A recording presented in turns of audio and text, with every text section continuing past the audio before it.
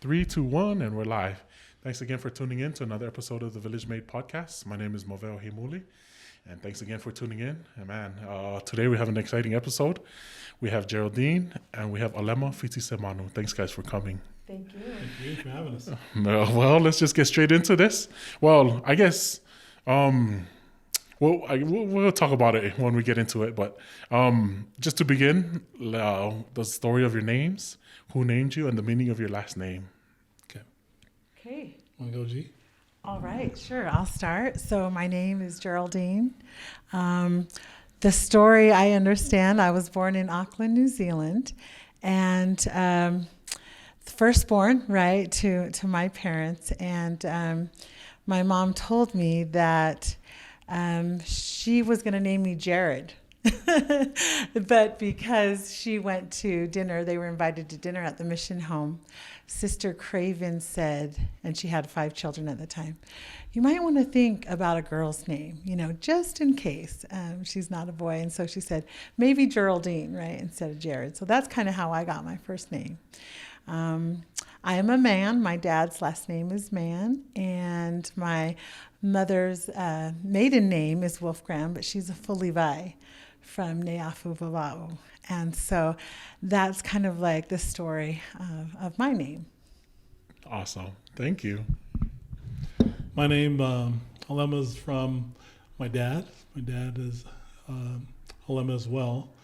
And his name was supposed to be Senasessa.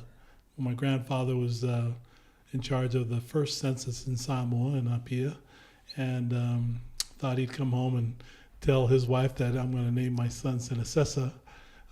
Grandma Lisa didn't like that too much. She said, no, you're not naming him Census, you're going to name him Alma from the Book of Mormon. So that's really where the name came from. So Grandma did a little intervention to stop that from happening. So that's where my name from. And then Fitisemanu is really just the first name of my grandfather. Fitisemanu means it's short for Manawiya. Manawiya is a saying in Samoan. May a blessing fall your way is what it means. So that was his first name. His last name is Maliatoa. So our family is from the village of Sapali. That's where all the Maliatoas are from. My mother is from a place called Whangawhau in Samata and Savai'i. They're both from Savai'i, the Big Island. And although we have our home in Apia, but yeah, and so that's where the background of the names come from. Dang, that's cool. That is Fitisemanu, yeah, or like the Fitisemanu, longer, yeah. Yep. Fitisemanu, That's cool. the longer saying right. that they use, and the orators would use that. Like that. But shortened. Yeah. Even to the point where people actually call me Fiti for short. Right. Yep. That's awesome. And then from there, how did your family migrate to the States? Do you know your migration stories? Yeah. Go ahead, Geraldine. Okay, so my dad actually served a mission from New Zealand to Arizona. So when he came back from his mission, the doctor told him that he doesn't do well with the moisture, and that he needs to move to drier climate.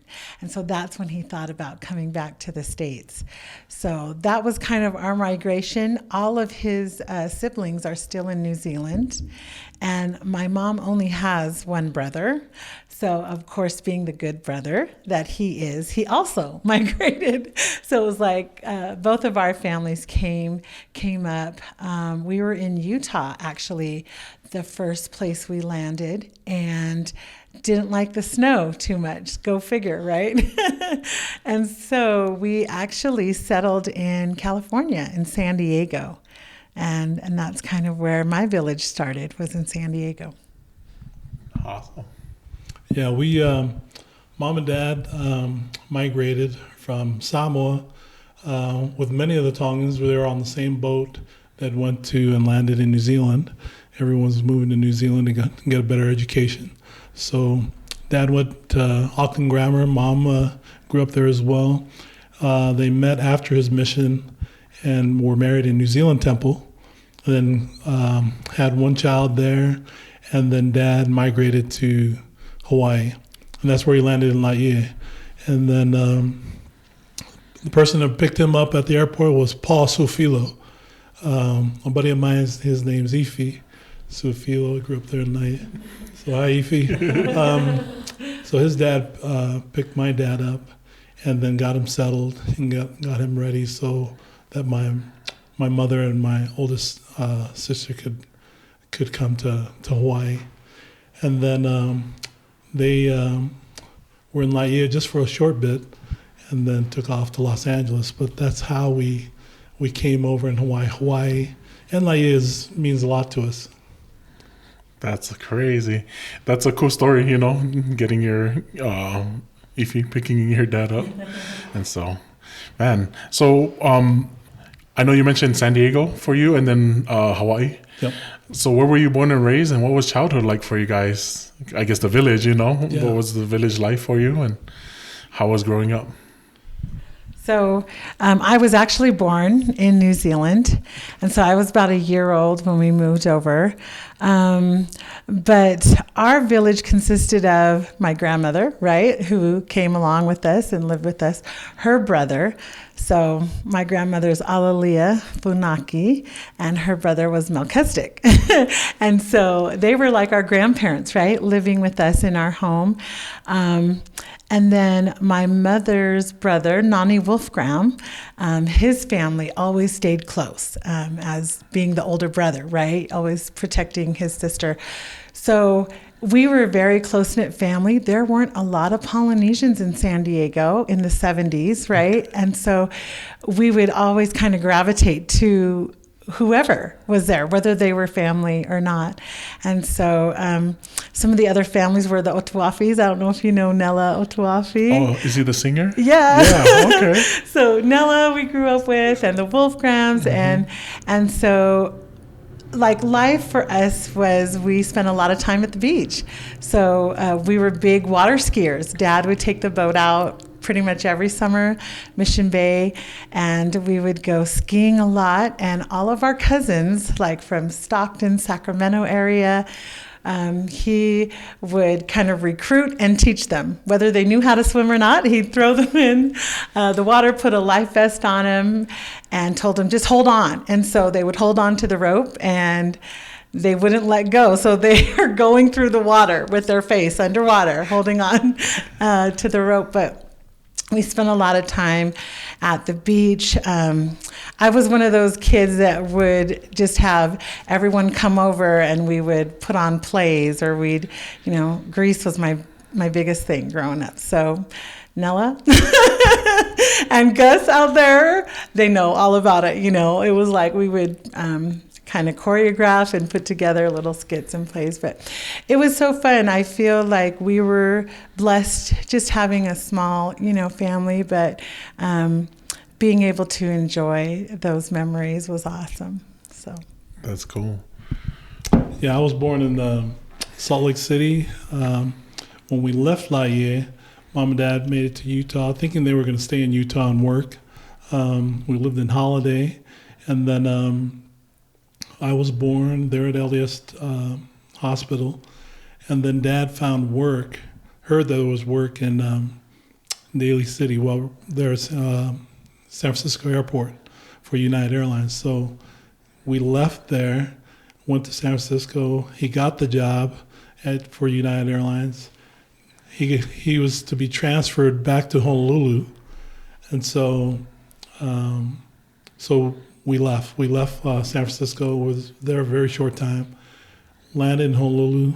We were in Laie again, thinking we were going to stay in Laie. Right. But Dad was working at the airport, and then he said, "Man, this drive is killing me." So he found a place a little bit closer. So we ended up in Neva Beach. So all our family was in Laie. All the other Fitisemanus were there, and all the others, cousins. But we were out in Neva Beach. So although we'd have gatherings and we'd always be in Laie a lot, I went to elementary school and there in Neva Beach. I went to high school there at Campbell, and then was at school there. And so the Polynesian culture was always part of our lives. We grew up with the strong Samoan culture, right? And English was spoken in the house, but you were expected to know protocol and procedure and know who's coming and going and how to address people. That was all part of our growing up as well. And then as we got older, we got involved in more of the family cultural things, which was very cool. And then, starting to understand a little bit more of maybe the values behind some of the procedural things. But Dad and Mom, they weren't heavy that we mastered all the cultural things. They weren't trying to create cultural, experts out of the kids. Right. Dad said it best. He said, if you know the gospel of Jesus Christ, then you know the culture. And so if you know the why as to why we do things, then you can be part of the decision making. You won't necessarily need to be the one delivering all the things, right. Making sure culture is perfect, protocol. But if you knew the whys, you could be a part of everything, and you can be a part of expressing love, which is the gospel of Jesus Christ. So it made it really simple for us. And then drove some of my uncles and aunts crazy. I bet. Because the real cultural people, Because Dad kind of positioned us in a way where, it was a bit cheeky of him because he's the youngest in his family of 9 siblings. Oh, wow. But he says, do it this way and just experiment with it. He said, if you understand the gospel and you knew the principles and the whys, the values behind the culture, then it doesn't matter because culture is going to change. Every people that's been on earth, their culture changes. And if they decide to do one thing, it's right today, and then tomorrow it might not be the right thing. So he says, don't bother with that stuff. Let the pros be the pros. He says, just understand the whys and just make sure people are feeling loved. But isn't that why they migrated from the islands in the first place? They were looking have a better life, right? Have a better life, whether it be education and then job opportunities, right. Make some money. Believe it or not, he was not feeling well and got sick my sophomore year in high school, right after my sophomore year, and then told us we were moving back to Apia. So although we were airline brats, right? We were in Apia every summer. Right. But this time he said, okay, we're going to Apia and we're going to stay. So I thought nothing of it. It was always a holiday when we went to Apia. We stayed 3 months during the summer. But we go this one time and we're not coming back. And then he tells me, my chores used to be, maybe I take out the trash. This is Eva Beach, right? So take out the trash. Maybe I'll wash the car, hard stuff like that. Very hard stuff, right? So I go to Apia. Dad takes me to the 60-acre plantation we have up in Alesa, and he says, okay, this is your new chore. Before school, after school, you're up at the plantation making sure we got food, because he didn't have a job yet, and we had to hurry up and get some food coming in, So between cattle and taro and bananas and all that kind of stuff, I got really, really good at learning how to grow those things, because Nice. We had to eat. So, I was kind of mad at him for a long time. That kind of reminds me as well. Our parents decided to, have a farm when we were living in Hawaii growing up. And so every Saturday, even before we joined sports, they would take us to the farm a lot. And man, I hated it as well. But looking back now, the life lessons or, just the lessons of getting your job done, working hard and, that those are some of the lessons that I've got from, the farm. Whatever you plant today, you're not going to get today. You got to just keep working, being persistent at keeping up with it. And then just like success, whatever success we enjoy today is not because we did yesterday. Whatever we did yesterday is because of what we've been consistently doing. So, yeah, I mean, just like you, I didn't like it as much, growing up. But now looking back, I used to, spend many nights there on the plantation. No one would come pick me up, so I end up, me and all my other cousins, right? So we're thinking we're going home that night, but no one picks us up, right? So we're so tired, and we're sleeping.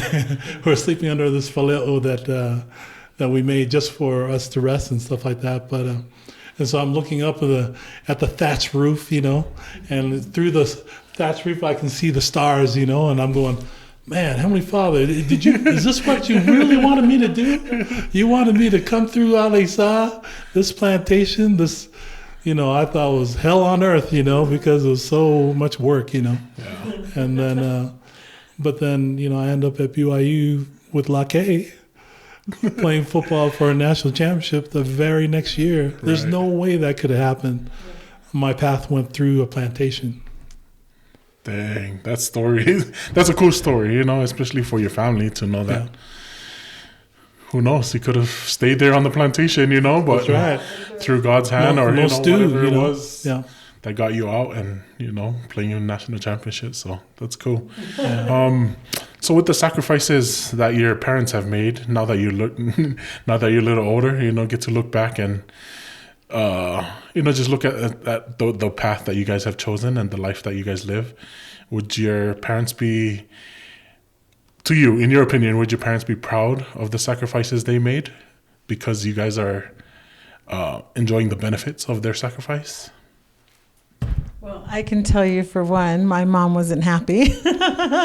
When coming to America, seeing all the opportunity and then seeing her daughter, right, date this Samoan guy, she's like, oh no, what's going to happen now? And I think it was a little different for her because we were kind of in mainstream America, right? And your kids are growing up and not always in that typical village setting. But it was interesting when I went to BYU. Was she afraid I was going to take you back to the plantation? I think that might be part of it. But I think she was trying to elevate, right, in a way that she felt a little more secure. And not to put that on mom, but I think she was concerned. When I had brought Alema home, right, that freshman year of college, she's just like, whose big shoes are at my front door? Who's this guy, And I never grew up dating Polynesians because there wasn't a whole lot in our area. And so, but there was something about Alema, and I think when you're raised in a family with a certain mindset, it can be any culture, but there's an attraction to a certain drive that you're like, okay, I have goals. There's something I want to make out of my life. And so that's really what connected me to Alema. And being there at BYU, you're just like, wow, this is awesome. Him being able to play football on a scholarship and me just kind of being there, hoping to get my education and move forward with a career, not to get married, mind you, but a career. And then, we had met at a very young age, freshman year. And we were engaged like that next semester. So that really scared my mom. Like life is just, I can't even imagine being a mother myself, that my daughter goes away her freshman year, comes back the next semester and I'm engaged. I'd be like, okay, hold on a second. Let's kind of rethink that. And so that's kind of where she was, my parents. But her thing is she wanted me to get a college degree. She didn't want me to forfeit, right? I wanted to go on a mission. Alema said he was going to be my mission, Still working on that one. And so it was just interesting how our paths crossed at a time that I don't think either one of us had prepared for, but I think our parents had raised us with enough of the gospel that we gravitated to the things that mattered most, whether the timing was right or not. And so, long story short, I think they are so grateful that things worked out for us, because it's never easy. Mm-hmm. And with anybody, right, that you get married. But I just feel like I got hooked up with a good one here. So, sometimes life develops at different stages. And so early on, I think it was a little longer waiting for certain goals to be met, but in the end, it's worked out well for us. I think beautiful. My mom and dad. So dad passed away last year, okay, and then mom's back home in Apia. but she, you know, they made certain decisions that taught us certain lessons, couldn't be taught in any other way, you know. There's no way I'm going to learn hard work and persistence and being faithful. There's no way I was on that trajectory in Eva Beach. In Eva Beach, it was too easy. Eva Beach, I was, enjoying high school and trying to figure out when the next dance is, and then with all my Eva Beach family there. And then, but then I go to Apia, and our plantations up in this village called Alesa. Everybody knows Alesa. It's the big plantation area, right? And man, a lot of life's lessons were learned right there on that plantation. That persistence, that exercising faith, not batting an eye at easy things. A hard thing should be a hard thing, and easy thing is an easy thing. So that which is kind of bad too. If I was to ask my children, they would probably say I'm probably the most unsympathetic person in the world, right? When it comes to doing anything chore-wise, Yep. Which is I have a fault to that. But it just it was the lessons that I learned growing up, and I went through that route and taught me certain things that's kind of molded my life. So That's amazing. yeah, I think mom and dad are happy that we have education, we have jobs, and we're taking care of our kids and family. I think it's a win for them, Yeah. And just going off of what you're talking about or what you're saying with our parents, I feel like every generation or starting with our grandparents or even going as far back as you want, but Yep. every generation does something that they feel like is going to project their family for, or, not only their family, because it's going to continue on, right, with Sure.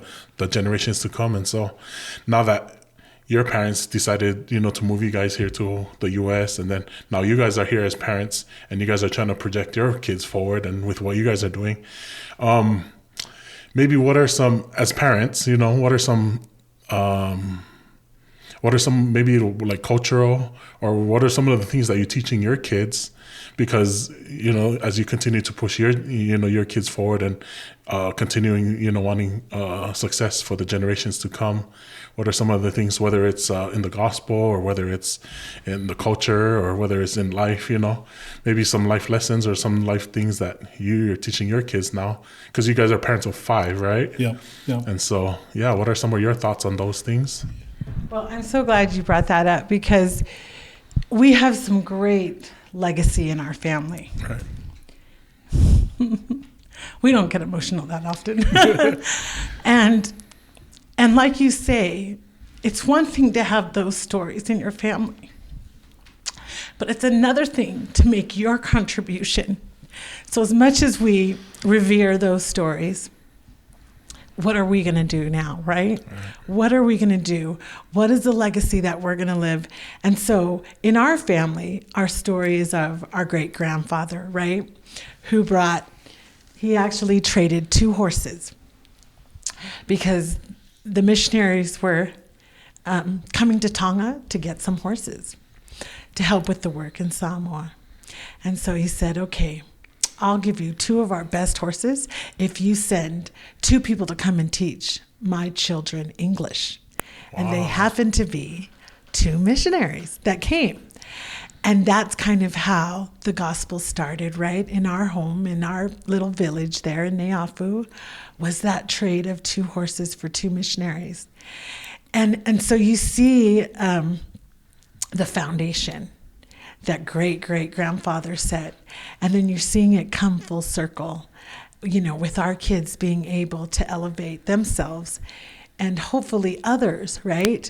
By having that mindset of empowering yourself with education, moving forward with those resources that really can not only bless your family, but bless everyone around you. And so I'm so grateful for that in our family. But even more so, I feel like, man, if Grandpa did this and he's looking at us right now, you want to make them proud. You want to make them feel like they didn't just do that for nothing, right? I love that story Yeah. of me her too. family, right? Iki tupo fulivai is, his decision that he made back then. It just puts everybody else, all the generations coming after, a certain trajectory, right? There's a certain standard, and so the question is to all the kids, what's our contribution, right? Are people going to be able to tell a story about what I did, that type of stuff? So I think that's one of the beauty. That's the beauty of the Polynesian culture, is because not only do you want to be a part of family and stuff like that, but you also want to be a part of legacy too, and then you want to make sure that you're creating a legacy your children are proud of, and then helps them be better people, going forward. I think in my family, some of the lessons that so we actually moved back to Samoa when the kids were young. In fact, we had our youngest in Apia. Oh, nice. I don't know Reluctantly. I don't know how he's alive today. He was born in He was our biggest baby, 11.5, He was 11 pounds. Whoa. born Five- in Moto to five a ounces. hospital. Everybody knows this is a funny thing. And I'm just joking with all my family. They're We're working not in Moto. If you want to die, you go to the hospital. That's usually what. So I guess it just means that COVID is not going to be. There's no way he's going to catch COVID. Well, I mean, he can catch COVID, but it's not going to affect him, right? He's been through worse, I That's guess. right. Yeah. That's right. He's got those genes. But so we went back to Apia, moved all the kids there. They all went to primary school there, and Alema actually did a year of high school there, and so they got to feel and roll around in the dirt there. Yep. And interact a little bit, with their family and cousins and in the village. And almost every weekend we were heading out to Savai'i, or the Big Island, which is where the rest of our family lives there in those villages there. So they got to know who their family is. They know where their village is. They know who lives in what house. They're able to. So that gave them a little bit more of a foundation. We're Polynesian, we're Samoan, Right. but that's my village, and all the families with these last names live in that village, and this is how the village is set up and where they live. Want to give them that foundation, right? So now that they had that foundation, but what does that mean? It's not till we actually, implement and teach them actual values. These are things that we value. Whether it be education, whether it be looking out for each other.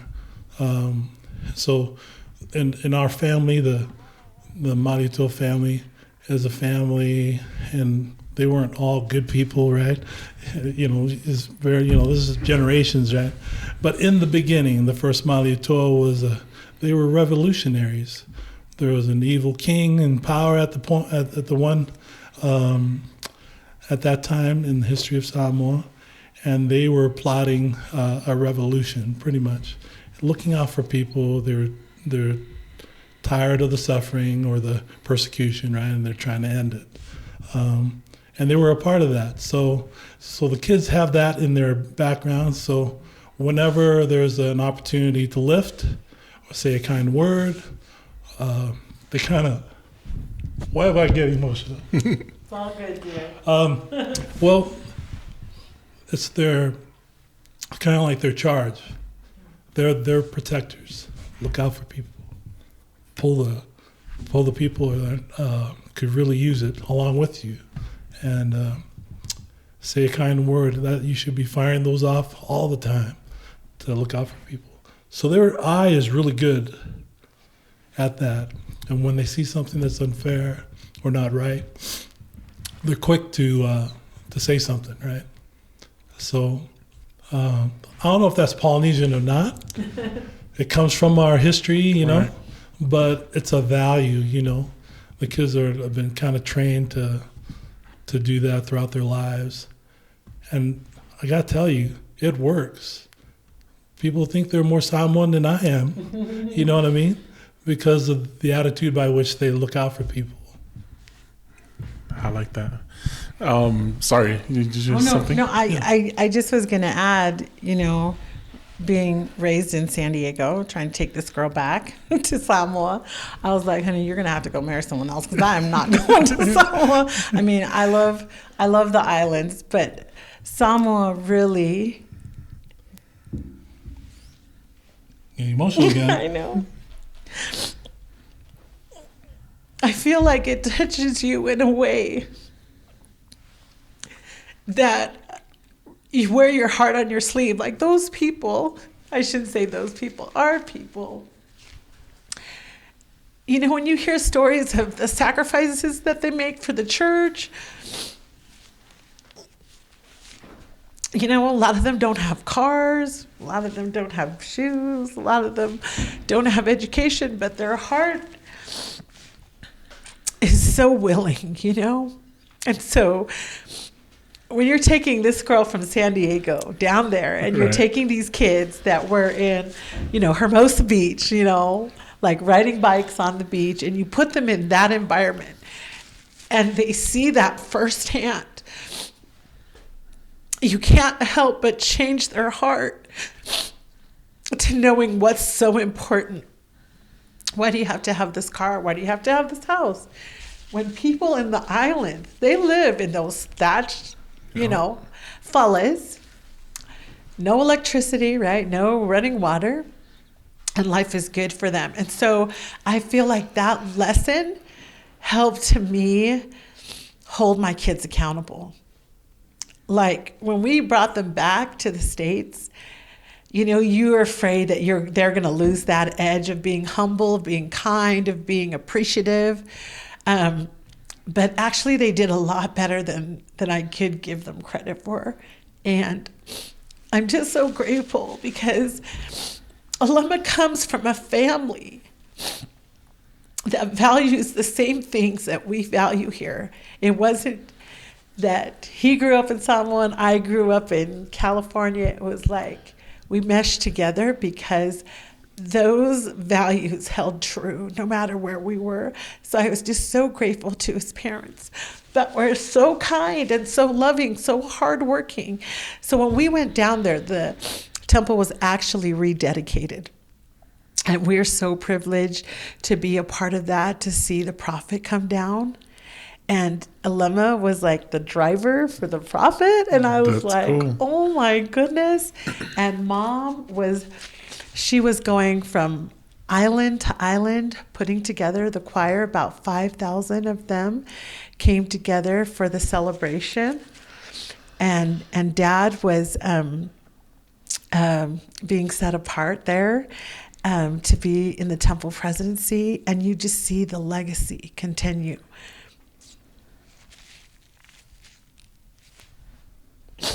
And so I was so grateful for that. Because I know when it's all said and done, and Alema kind of alluded that, it's what did you do for your brother, right? Your brother could be Polynesian, he may not be Polynesian.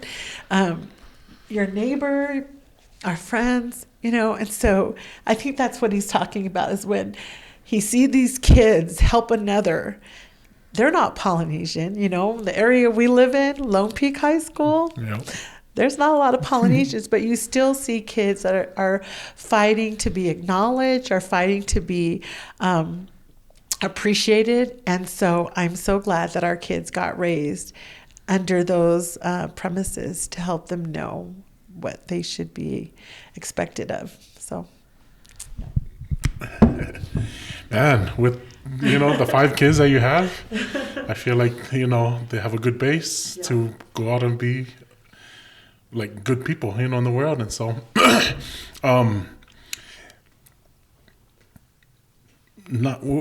guess with your kids and with the people that you are, and being able to help the youth, now we'll get into the second part of, what we're talking about. But what do you feel? Because earlier we talked about that we as Polynesians have more talents to offer than just, whether it's football or sports, right? And so as Polynesians, what do we have to offer the world? What can the world learn from us? Yeah, like to tackle that one a little bit. Yeah. So we started a nonprofit. It's called Manuia Group, and it's to help kids, and we're focusing on our Polynesian community really, because we know that they have so much to offer the world, right? They're so talented, they're so loving, great culture, great values. They're looking out. They're the protectors of every community, right? Yep. The ones that look out for people and bring people along, include people, right? You don't have to be perfect, but you got to be loving, right? You got to be loving and respectful, right? So after visiting, so we're educational consultants. One of the criteria for being a part of our accreditation is to visit schools. And so we visited over 70 schools, sitting down with admissions counselors, administrators, football coaches, recruiters, director of personnel. Ask them questions, right? And how do we get our kids into these schools? They go, we would love to have the Polynesian kids. We just don't have many of them, But that culture we need on our campus. We have so much of this other side. I don't want to say on the left side, but but it's this loving culture, right? That looks out for people, that cares about others. Always considerate, right? Well, how do you feel about this, right? That's part of our culture. What do you think, before you just, because it's always never about the individual, it's always about the group, right? And the community. And never trying to promote yourself. You're always you have this, the greater good is usually how chiefs, when they get together in council, they come up with a better plan because they all get together and they're all heard. And when we talk to each other so respectfully, so anyways, they want that on their campus. They're dying for stuff like that, people like that on their campus. So when we find Polynesian kids, not only just Polynesian kids, we find who have the academic minimums, right? And there's many kids, they just don't know that these Ivy League schools are an option, right? So they're looking for those types of kids on their campuses.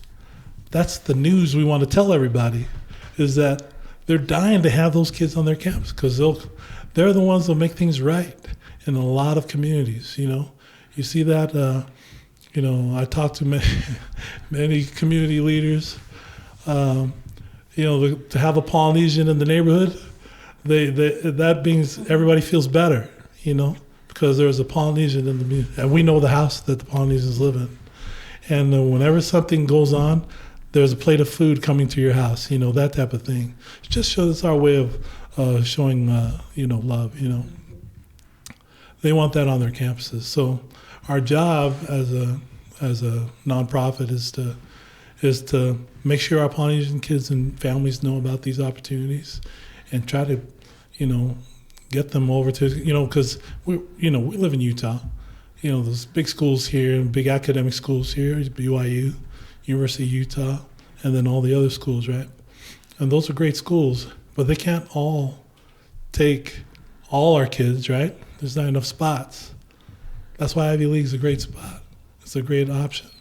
Go out there, do your thing at those campuses, impact those campuses, because that's really... Leave your mark, right? So what we do, we package the kids as Polynesian kids and all the unique things they're going to bring to your campus. So that makes them very unique. When admissions counselors have a table like this with stacks of applications... What sets you apart, right? And they all have perfect scores, right? Perfect ACT, perfect GPAs. The one that they actually let in the campus is the one that's going to bring an impact of something to the campus, something that makes you unique. There's nothing more unique than a Polynesian in Utah, right? Of all places. Right. So our background in Utah, our Polynesian culture, and then to be a woman, even more unique. That's what they're looking for. They're looking for Polynesian women. But, the problem was, And that's part of what we do too. We coach mindset, because you better know who you are when you walk on those campuses. Yeah. They don't respect you, but they do respect if you know who you are. They don't respect you if you just are gonna blow away with the wind and be not really knowing who you are and what you're about. You got to be kind of strong-minded, know who you are, and make sure. Because sometimes they'll flat out come out and tell you, "Why are you here?" Exactly. And sure. You got to be the person that says, "Well, why the hell are you here?" Mm-hmm. You know what I mean? What are you bringing to this campus? I know what I'm bringing to this campus. And so you can do the easy thing and go to what's familiar to some of these schools, but it takes someone with a chip on their shoulder to go to these other schools and make an impact on their campuses. I like that. Yeah. And just going off of what you're talking about with trying to get kids into Ivy League schools, what would you say for the kids nowadays? Why haven't we had some or too many, or why aren't kids getting into these Ivy League schools? Do you think it's performance, or do you think it's just the lack of knowledge or the information of how to get into it? Well, first of all, I just wanted to come back to the Manawiya, right? Because, talk about that. This word has always been with us, right? When we were in Samoa, it kind of resonated with us because of the meaning, may a blessing fall your way. Like, we're lucky, honestly. To have our kids not know this path and to just kind of work hard and to experience success at an elementary level and then kind of move forward to high school, middle school, and just really empower themselves with that work ethic, right? And then to be paired with people, that teachers or coaches that kind of work together to really make this connection. Like you say, it took a village. We didn't know this could happen. We just knew that, hey, you kids, you better work hard. And every summer you're going to go to math camp. And every year you're going to get A's, right? And so they kind of just pressed those angles. They found their talent. They also pressed that angle. But it was surprising to many when our son got accepted to Stanford that he was not going on a football scholarship. Right. And everyone questioned, well, what position is he playing? He's not going on a football. This kid was a swimmer, right, in high school. He played one season, right, one season of football. He cried every practice. He came home and him and his dad got into it every day because he didn't like football. And his dad actually said, you know what, you finish this season of football and you don't have to play it again. Funny thing happened when he put in his application. The personal essay that he wrote was about that season that he finished football because he hated it so much that it showed the grit, right? And the determination to start something and actually finish it. And so when he applied to Stanford, because we had moved to Northern California and many of those kids were applying to those UC schools, and he had visited Stanford playing on the water polo team, and he was just in love with Stanford, and he was like, I'm gonna apply to Stanford. And we're like, okay, good luck. We thought, that's awesome. I never said that. Okay, Dad never said that. But I was like, you know what, son, you do that. You go and apply to any school you want to, right? And so he was smart enough that you apply early admission. And he also was able to document himself in a way that he was representing a community of Polynesians, that his great-grandfather was a Malietoa that was going to be king, but denounced that to be a member of the LDS Church. And so you have to bring your uniqueness. And when they saw that, they actually came back and said, we want documentation of your genealogy. So we sent them the family tree. That's cool. And we sent the publications, and we sent the pictures and the articles. And so this is what we're telling our Polynesian kids. It's not so much that you have to be like everyone else. He got 1 B out of his whole transcript, and it was because his uncle, who was dying of cancer, was living with us. And it kind of threw him that semester, you know? But I'm telling these kids, like these rich stories that you have in your heritage and your family, that's what they want access to. They want to see you bring that to their campus. And so the day that he got his admission email, it was an email, right? He's like, I got into Stanford. And we were like, what? Are you sure? Okay, let us see that email. You know, and we began to believe at that point that when your kids work hard, when they hit a certain baseline, right? GPA, ACT score, when they have a history of service and leadership, when they show grit and determination, there's nothing that they can't do, whether it's Ivy League or not. And so that is why we're so passionate of May a Blessing Fall Your Way. Because literally, it was like, how did this happen? How did our son get into Stanford? And so from there on, he set a precedent for each one of his brothers and sisters that if you work hard and you maintain these grades, does it work for everybody? No. His sister that was trending just as much as he was, in fact, she was a junior taking the same classes as he was as a senior, didn't get in. She was on the waiting list for Harvard and Columbia.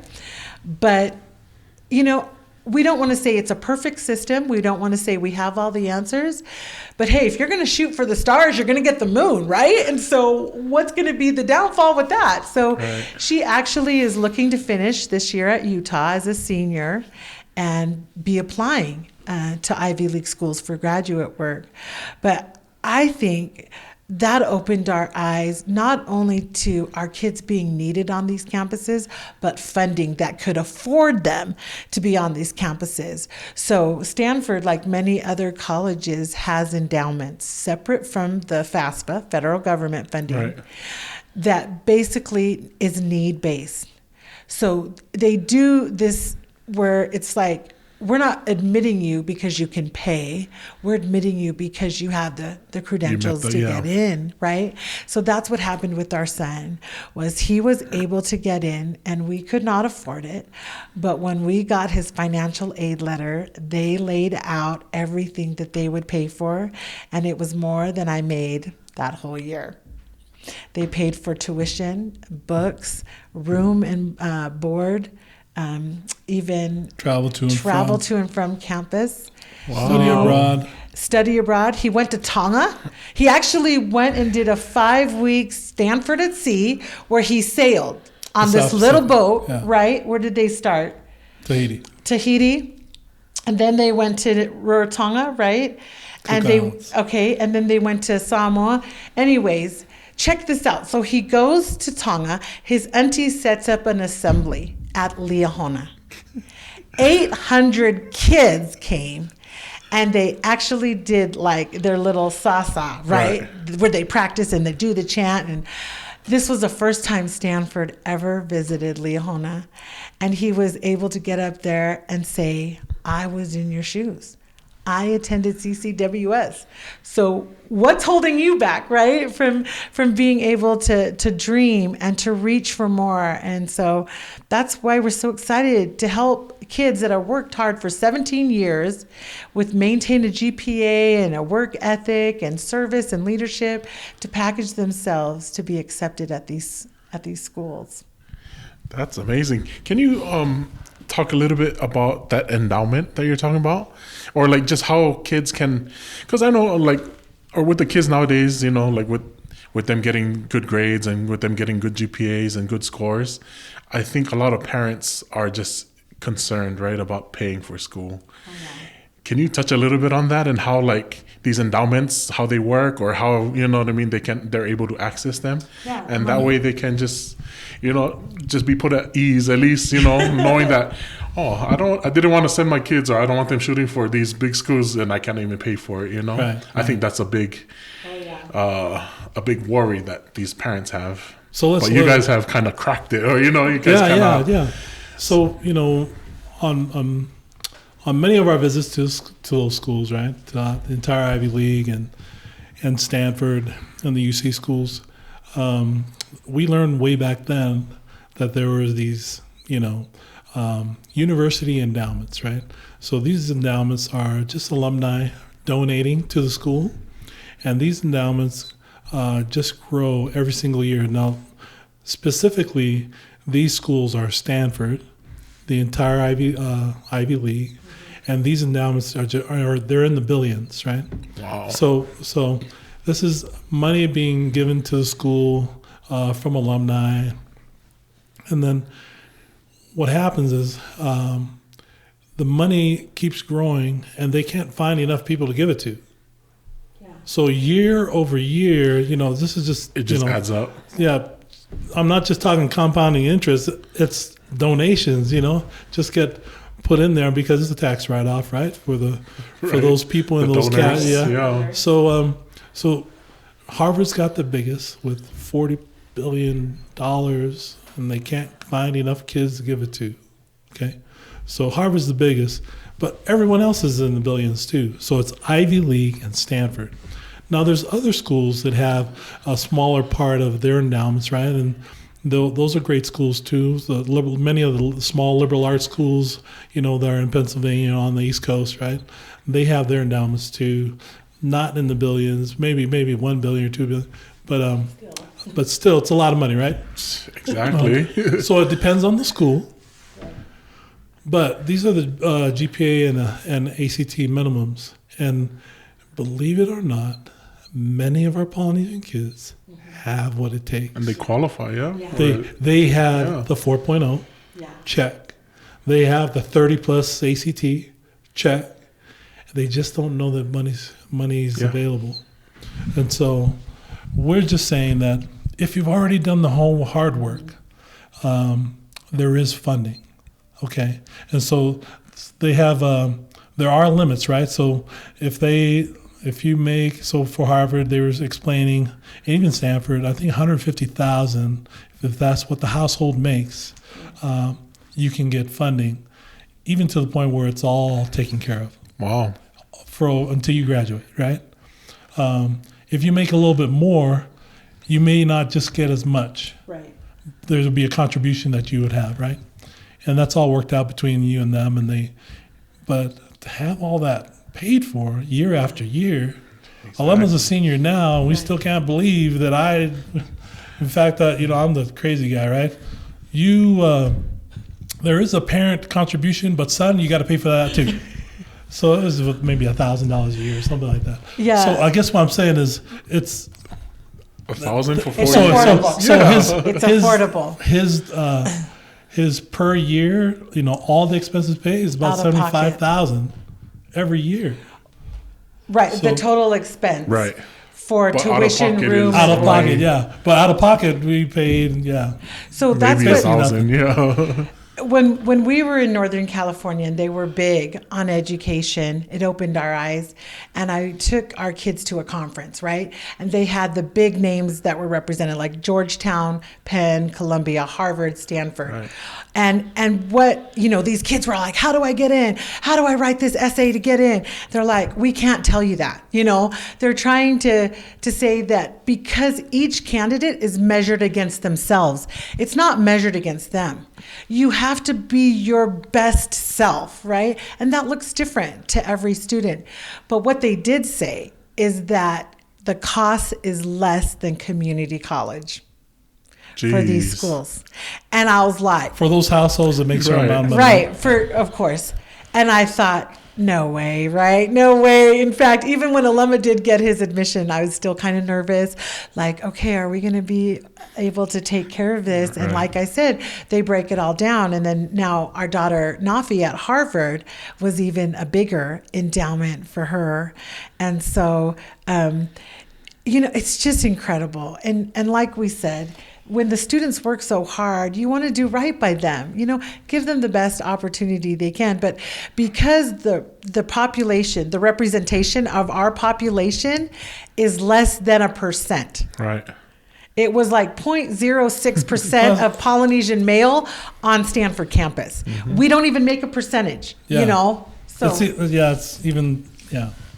it's 0 something, right? Right. So the other thing I would just want to, so that's the beautiful thing that's one of the greatest pieces of news that I can share with parents, right?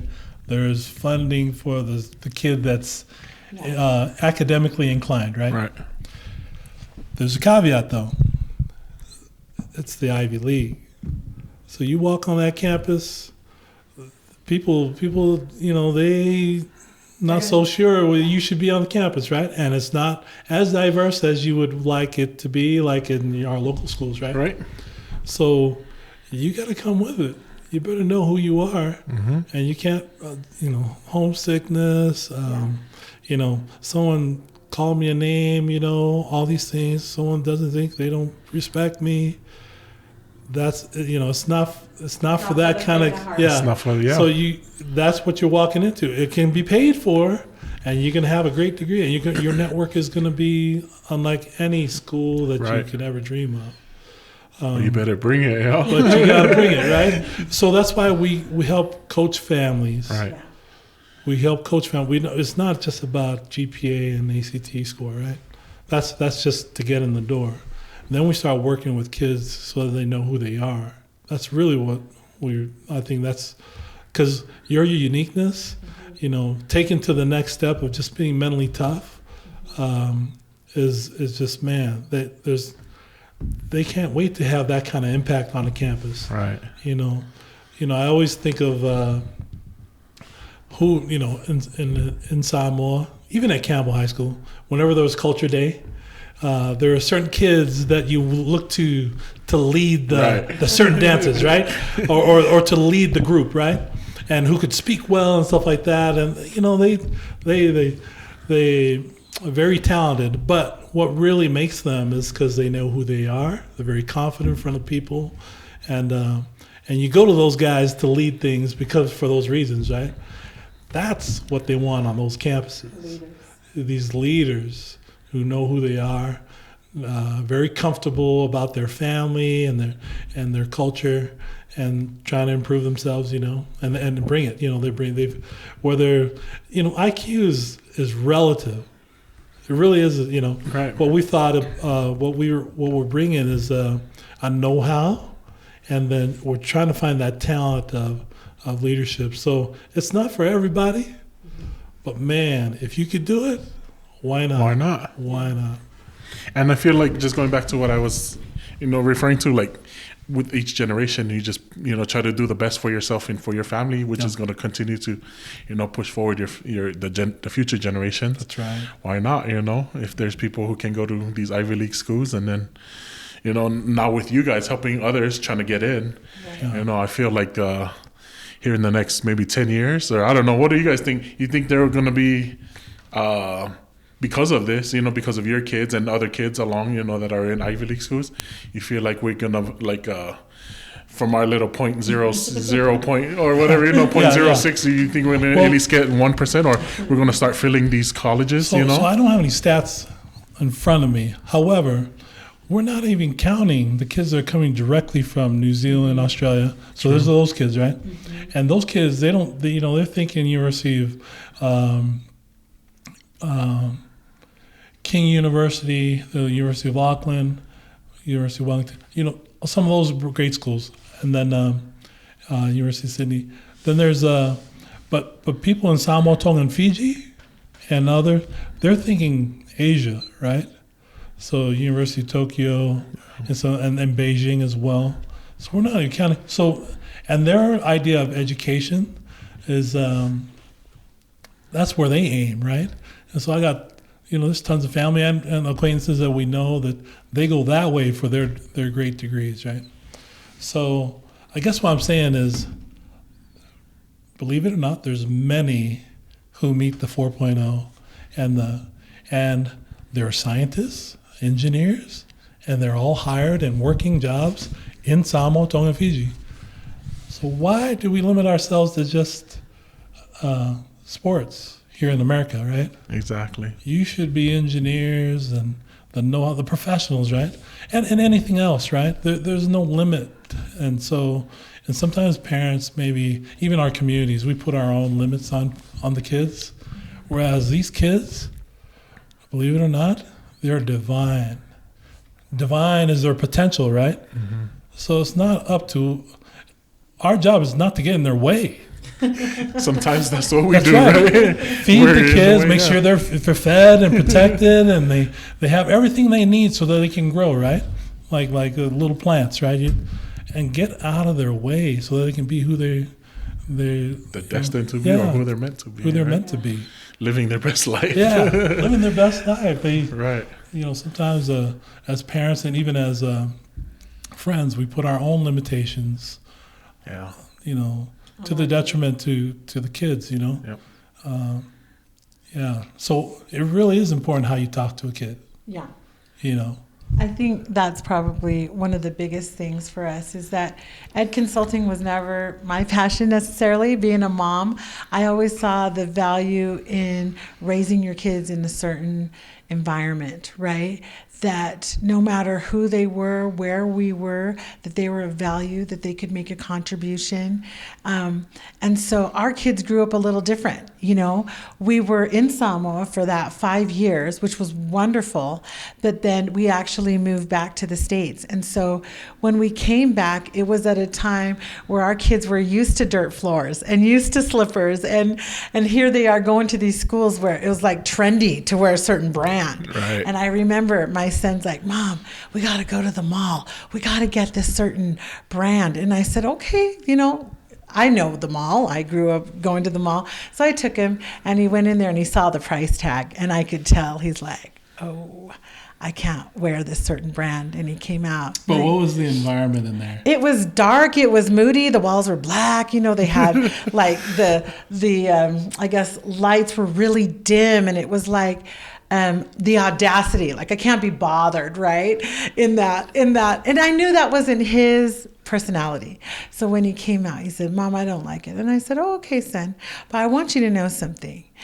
If you're not somebody before the clothes, you won't be someone with the clothes. So Right. always remember that, and so we raised our kids. We were never wealthy. But remember, he kind of came to that conclusion, Yeah, right? So tell that part. Well, he just know that. But he spent like 2 minutes in there and then he walked out. And then he walked out. But I think it was after he saw the $70 ticket on a T-shirt, right? But the price tag was why he walked out. yeah, but we raised our kids in an environment where they were always pushed. We put them in communities that had resources for music, for sports, for education, because we knew that they could compete.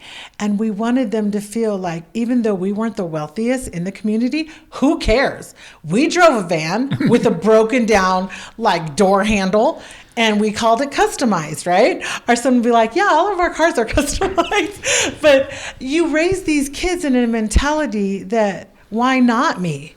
Why can't I do that? And then they grow up. Who said I can't? Yeah. Right. Who said I don't belong here? And they adopted that to other people as well and reached out to other people. So I feel like for us raising our kids, there were certain tools and a mindset that we incorporated at a very young age that prepared them to go to these campuses and stand up for themselves. And so when we were just talking to Nafi yesterday, or maybe it was last night, she's like, Mom, there's no Polynesians here. And, granted, there's only freshmen at Stanford and they're in COVID, so they're in their own rooms. But because she has her rugby teammates, she's embracing that culture. And we want to build that pipeline of, man, we've got great kids in Utah. Yep. We got great kids that are smart, that are Polynesian, that are looking for their shot, right? And so her coach was saying that without the help of parents, kids can't do this alone. Right. They've got to have the support of mom and dad pushing them, even if it's just to say you belong there. And right? it goes back to that idea, we were put in families. All our achievements can happen in a family. And so mom and dad, and then every single person is counted, right? And we have a certain amount of resources and time. So that means there's going to be some sacrifice, right? So Yep. which means we're going to add some activities. We're going to take away some activities. These are the most important activities Yep. for the year, and you have your calendar and you're making decisions. but it's done as a family. There's no kid that's going to get to Harvard without his family. He doesn't do it by himself. So from how you think about your problems, this mindset, You're right. and then just knowing the know-how of how to go about. Those are the things that we feel we can help with. Yeah. Village made, right? It That's takes right. a village, That's right.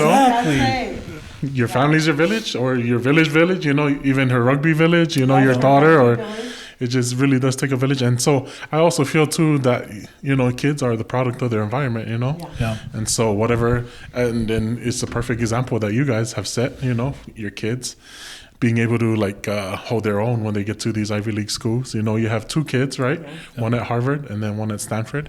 And then you're talking about the mindset. And that's why I feel like that's where the product of your environment comes from, if you're continually helping these kids, as Polynesians, we have so much upside, but then there's a few things we have to unlearn, right? Yeah, a little like the crabs in the bucket, right? Crabs in the bucket. And I also feel like our humor, it puts you down, but then sometimes it's what's the word? It's like sarcasm, but the sarcasm that kind of hurts you, right? Or it kind of builds. It's like funny, and then but it kills you right outside. And so it doesn't build any confidence. It just continues to and then at the end of the day, the kids are like, no, my mom just says that just because, and then there's no confidence built. But I feel like that's just some things that we have to unlearn, right? Yeah. But then you guys are good examples of being able to build them up, build up the confidence, and then learning. I was going to just go for it. I had this uncle who had didn't speak English, Samoa, all that stuff. He that's what he did, but he had a way of empowering all the kids. Never spent a minute in school or anything like that. But it's just the way he talked to the kids while he's instructing them in the Fasamboy, right? And he's talking to them in a ways that at some point you're going to be the one we're going to go to for knowledge and for the right decision and how to handle certain situations. But always been an example to me, right? I was going, man, here's a guy hasn't even been off the island, and yet he talks with so much in a way that empowers you, right? And makes you feel like you're so important, and you're capable of doing great things, and just pushes you in that direction. The whole village would do anything for him, right?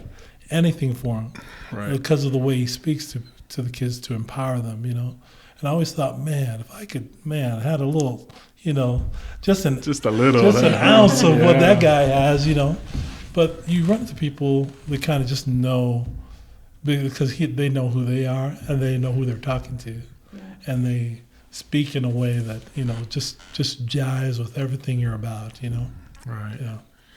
And that's amazing. And then I know for you had mentioned building the mindset, right? Or just allowing your kids to do this or do that, or sometimes take away from this and take away from that. For the parents, who have kids now, what are your maybe some ideas or maybe some thoughts or maybe even help for them? What are some things that they should be getting their kids into, or just some activities or whether it's in school or out of school? FMS? Yeah. So basically, we have a few tools that we like to share with families, and one being build a family mission statement. So that was the biggest thing, I think, when our kids were young, was we had to understand what this family stood for. What was going to be our mission? What were we going to be all about? And so Alema had read the book by Stephen Covey, right? 7 Habits. And habit number 2 talks about building a family mission statement. And I feel like families are pulled in so many different directions these days. And sometimes time passes and you look back and you're like, what did we do? With our time? Did we really hit what was most important? And so that's kind of what we started with. Did we get what we wanted out of that? Right. Activity out of our time. we chose, Sometimes, make these lame decisions that just, man, why did I waste my time doing that? Right. We should have done this, So it's a way of being intentional. I'm sorry. No, you're good. You're good. And that's kind of the basics. But, beyond that, Alema had, I don't know if you ever saw that, built a spreadsheet where it actually showed the 18 years of a kid's life. And it showed, well, more than that, it showed the benchmarks of when you're going to graduate high school, when you're going to go on your mission, when you're going to come back and go to college, when you can go to graduate school. And so it showed our kids a vision of what's possible. Now, did they all do that? No, a lot of them did. But at the same time, like we're talking about, we don't want our limited thinking Mom to and Dad's hinder limited kids. thinking, right? Like let them go. And so, but the good thing with that was you're accountable for your time. So whether you want to go to college or not, there's certain benchmarks that we want to hit, with the kids. And then time's going to pass. Yeah. And especially that 18 to 25 year range, it's tough. If you don't have purpose or passion in those years, it could alter your trajectory, right, for your life. And so we really wanted them to get a leg up on that, where they hit the ground running, that we know what we're about, we know what we want to do. And so with that, we would have a whiteboard, dry erase board, where every Sunday we'd have our family council, right? And half of it would show the semester goals and half of it would be the calendar of activities. And so those things want to be in alignment, right? Your semester goals in alignment with your weekly activities, in alignment with your mission statement, and really kind of bring a focus to all the chaos and all the budget restrictions that happened in your family. And so I think that was what we did as parents, was try to give them that structure where they could succeed and achieve, right? They built that mindset. But at the same time, I'm sorry, I might be taking a little longer. You're good. But every Sunday that we'd have this council, right, we'd have what we call Mr. Hustle, because we got our kids in the mindset that you can achieve. So they were student of the month, they were making MVP, they were, doing the talent shows, and pretty soon it got a little boring. They were achieving, and mind you, someone has to nominate you that you're achieving, right? So someone in there has to get up and say, okay, I saw that you were student of the month this week, and then people were getting really cocky and thinking they're all that, and it was too easy for them. Yeah, right? It was too easy for them. And then what happened? And so we saw that it was harder on our youngest son, who wasn't at the age where he could achieve, a certain status of what his brother was achieving. And we sisters, and we decided, you know what? Let's level the playing field. Let's make Mr. Hustle about Christ-like attributes. What have you done this week to lift another, to build another, to see someone else in need and help? And that's and someone else had to nominate you because they saw you physically go do these things, right?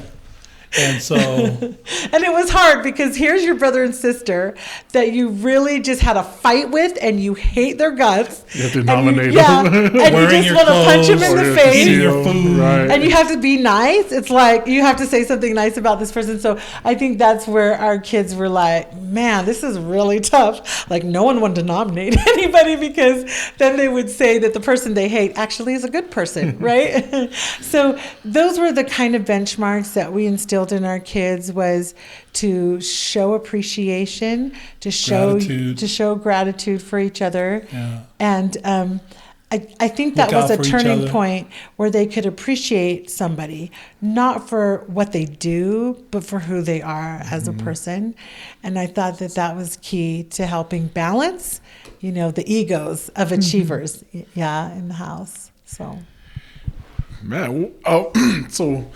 Like with all this, I know you mentioned the your mission statement, your family mission statement. You got that from the Franklin Covey book. Yeah.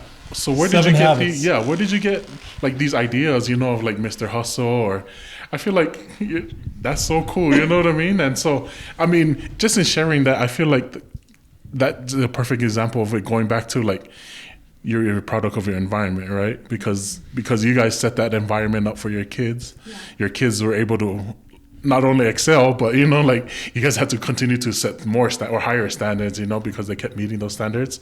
But yeah, how did you guys come up with those things? Or like, was that just like you guys sat down and talked about it, or you guys like saw other people? Or Well, so it all comes back to we decided we're going to raise this family, right? So in that decision, that makes a decision for a bunch of other things that need to be in this house if we profess that we're going to raise a certain family, right? That does certain things. So some things should be organized, and a family mission statement was the first thing we did. Where we learned it, in college, So Stephen Covey, he's the father of my teammate Sean Covey, who was a quarterback for BYU. And so we were reading his books in college, Wow. So in college, we're reading 7 Habits for Highly Effective People, right? Everybody knows those books, right? So this is just everyone's IQ getting better because, being raised on how to set things up so that you get a better result from your family. Yep. We also knew that, so since these kids were divine, and they have divine potential, we don't know what talents are going to come through these kids. We just know we better set up the house so that whatever they're going to be, we're not in the way of them achieving it, So it's got to be, set up in an environment where there is a learning environment. It was okay to fail and learn. It's okay. How do we handle failure when they, we just know that it's just another step in their learning curve, right? And never get so down on yourself. You can have a cry about it and take a day off or maybe like that, but you better get back on the, reassess, think about the lesson you had to learn, and then get back on the bike and keep on riding, keep on trying. And then no emotional attachment to it. Once it's done, move on and start achieving, resetting, recalibrating, and then again pursuing your goals. So the environment had to be like that. I just wanted to interject one thing too. When we came back from Samoa, we were dirt broke. We left with a 30-foot container and we came back with 7 boxes. It was tough. We're living with my mom and my sister in a 3-bedroom apartment, 11 people, 3 households. And so we were hungry at that time. And both Alema and I had to go back to school. We couldn't get good paying jobs without a degree. And so Alema went back to finish his master's, and I actually went back to finish my bachelor's. And this is when we're both 40. It's like, oh my gosh. Talk about that, yeah. It's like, that's hello, crazy. Can you guys just get your game plan together? This is my mom thinking, And so because our kids saw us take it on the chin and do what we needed to do to move forward, it showed them if mom and dad can get back in and do this at 40 years old, mom's just getting her degree, and dad, grind, right? And grind and work full time and have 5 kids, right. And be at the football games and be at the recitals and try and make ends meet, then what's our excuse for not adopting that mindset? So the interesting thing, both Alema and I graduated. He with his master's and I with the bachelor's, and we had all 5 kids at our graduation. And that was a benchmark for us that we just continue to push and build. And so in that time frame that we were pushing so hard, our kids were expected to do the exact same thing, to own their future, their situation.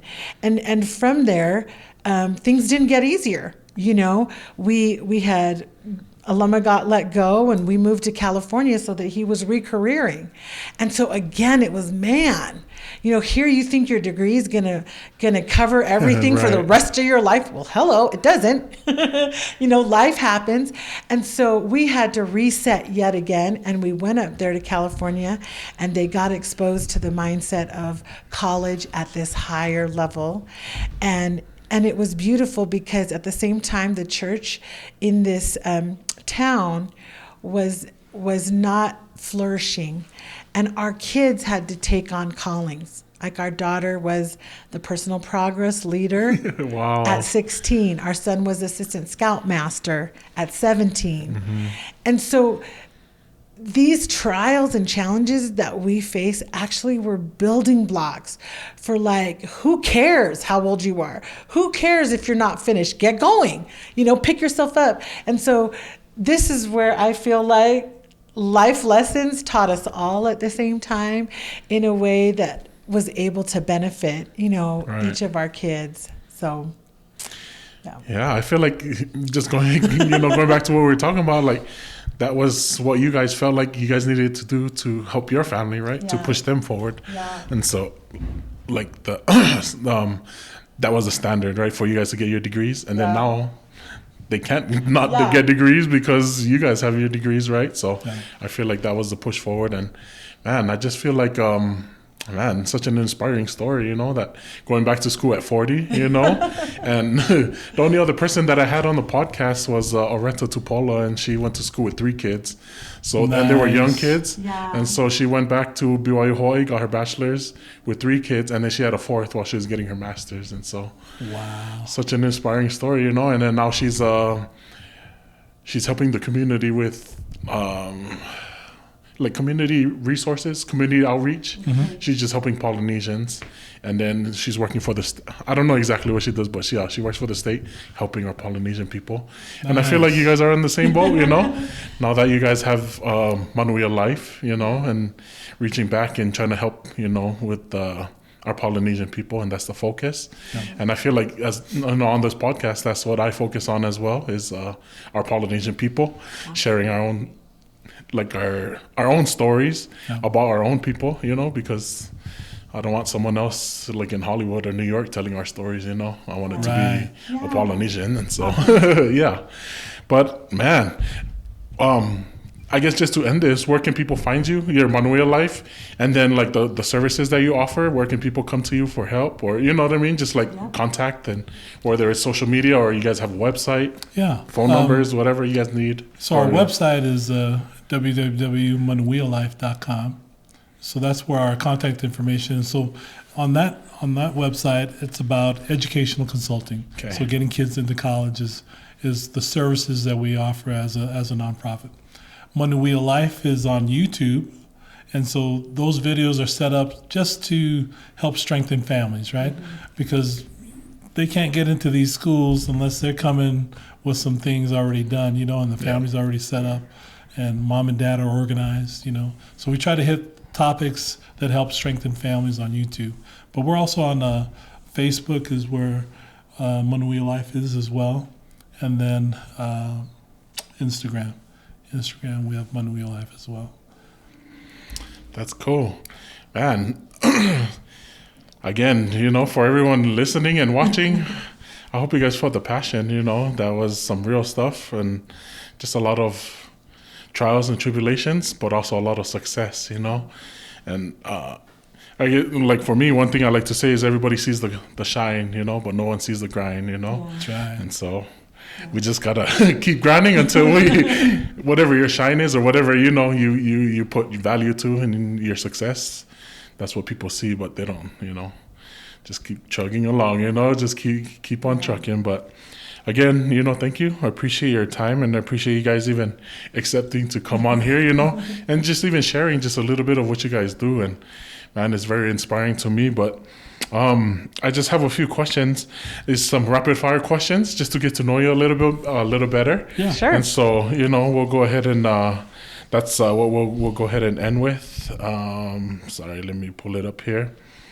So the first thing that comes to your mind, just go ahead and share that with us. What takes up too much of your time? Kids.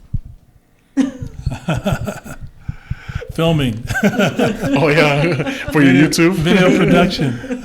Gotcha. What do you wish you knew more about?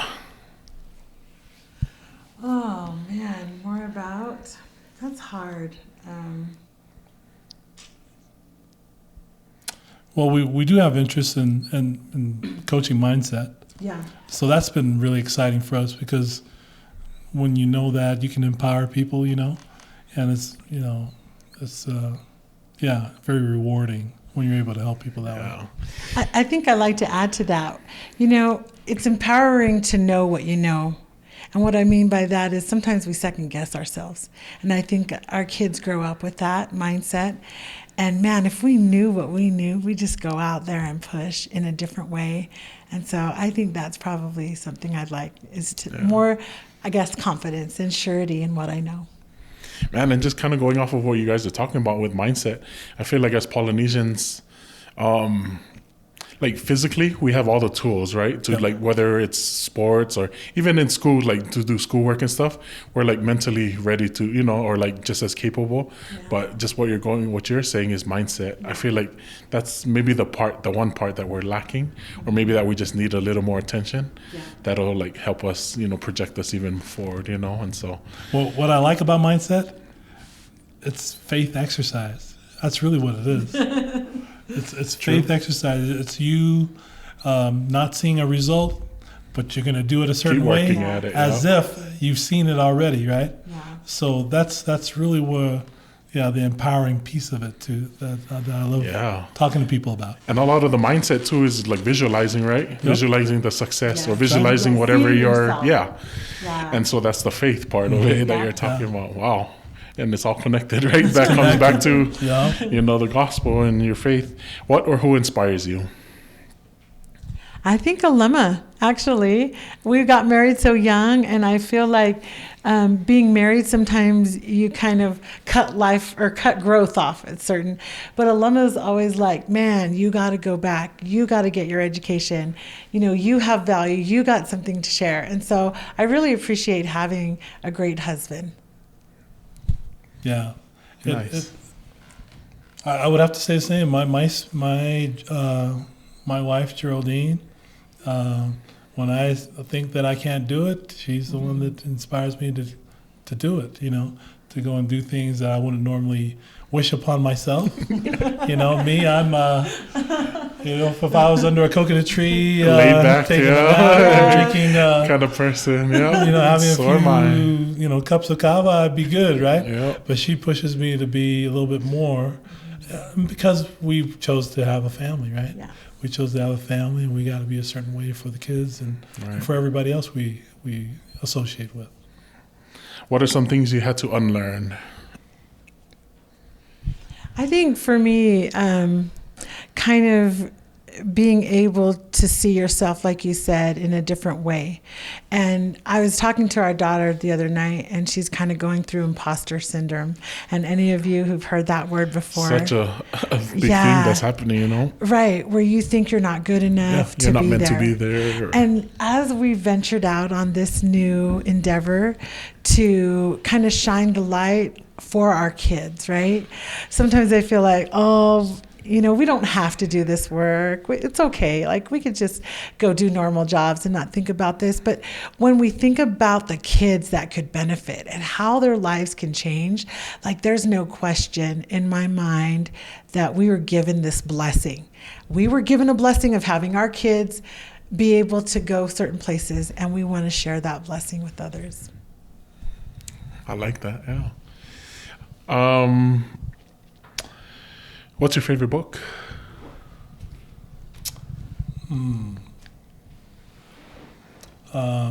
Man's Search for Meaning. It's probably the most impactful book, besides the Book of Mormon. The Book of Mormon is heavy in my life right now, because kind of reading some of those stories that, it's just like it's happening right now. Mm-hmm. All the things that we're going through right now. So there's that. But Man's Search for Meaning was the most impactful book I read in college. Yeah. What's special about the place you grew up? Of a beach? Wherever, yeah. It could be Eva, it could be Samoa, Utah. I like Eva because it helped me mature. But I really like Samoa because, I wouldn't have wished that upon myself. But I wouldn't be here today if I didn't go through that plantation. So, yeah, for sure. Always has a soft spot in my heart for it.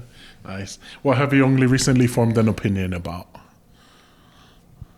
Unlimited possibilities. I think that's where I've thought of things, and now being in a position to do more, your awareness just grows. and you're just like, man, what if, right? What if we did this? What if we filled this gap or helped bring this knowledge? So that's really kind of inspired me to do more. What's the luckiest thing that's happened to you? Should I answer for you, dear? You know the right answer. Being married to Geraldine. Being called on a mission to serve with Alema. What song will guarantee to make you dance? Oh, man. Gee, gosh, I can't even think about that right now. Electricity, Midnight Star. Oh, Midnight Star. Okay. Yeah, I'll have to pass on that one. Or any of the award dance songs, like the Electric Slide or the... what are you most looking forward to in the next 10 years? Grandkids. Yeah, grandkids, maybe. What could you give a 40-minute presentation on with no preparation? Oh, man. The grace of God. Tackling. I love tackling. Tackling obstacles or tackling in football or well, we could go off on any of those tangents. Okay, tackling. I like that. But yeah, I like that aspect of football and rugby. Yeah, Alema did tackle camps for a few summers, so I can understand why he said that. I like that. What hobby would you get into if time and money weren't an issue? Time and money. And physical fitness wasn't an issue? Oh, yeah. I always wanted to learn how to horseback ride, so that's something, nice. Yeah, that I'd like to do. Fly. Yeah. I want I to like that. fly. Yeah. When people come see you for help, what do they usually need help with? I think just knowing the possibilities, What's available. Yeah. And then as of late, because I've been working in football for the last 5 years, football recruiting process. Most people would come to me, how do I get my kid out there? And should I spend this amount of money on whatever, Yeah. Cool. What is something you think everyone should do at least once in their life?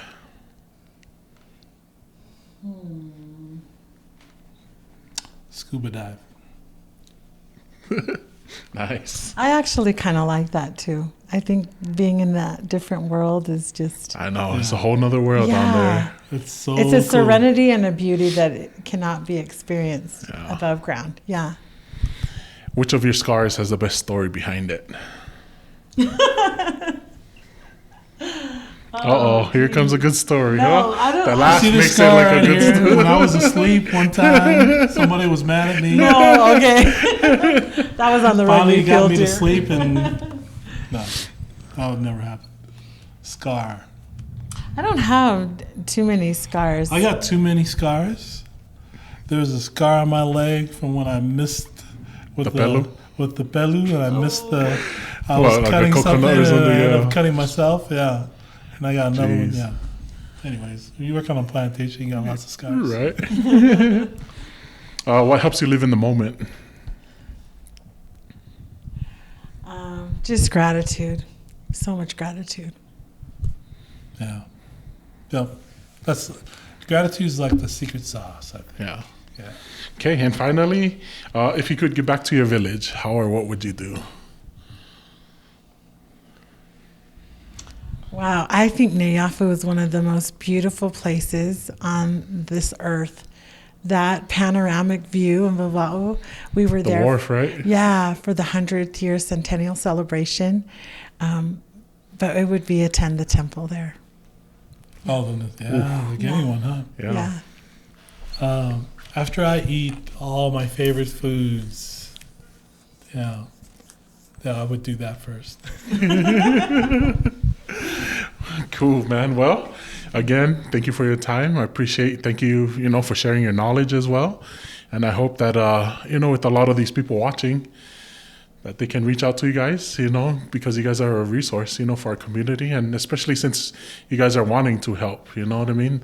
So for everyone, take advantage, that there's actually people here wanting to help you guys to not only push your kids along, but, further like as a generation, you know what I mean? Like not only going to just regular like college, but to getting into Ivy League schools. And so again, thank you for your time. I appreciate it.